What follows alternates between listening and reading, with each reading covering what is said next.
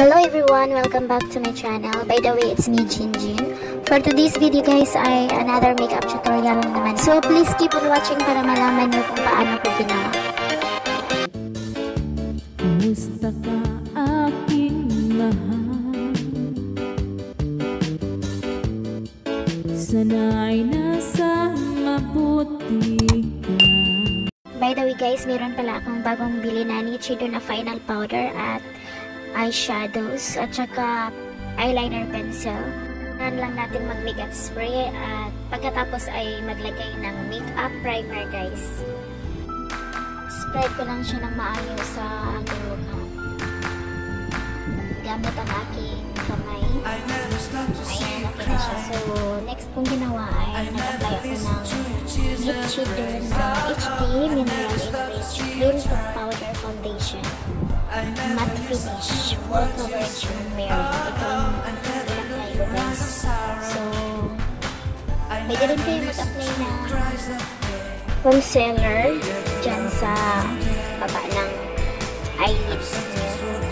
Depende sa inyo yan guys kung anong gusto nyo i-cover. Kung meron kayo mga dark spots, mga spots na mga maiitim. So ayan, so first yung ginawa ay nag-contour man ako guys. Sadyang malaki talaga ang mukha ko guys, kaya need natin ng contour. So ngayon guys, ginamit ko ang aking bagong bili na final powder. Nilagyan ko lang yung mga eyelids ko. Ang unang ginamit ko na eyeshadow ay ang Nichido na shade. Hindi ko alam kung anong shade guys kasi wala siyang code. So ayan, so ginamit ko naman na pink na eyeshadow. Pangalawang eyeshadow ay ang pink shade na galing sa Beauty Glaze palette guys. So ayan, blend mo lang siya ng maayos.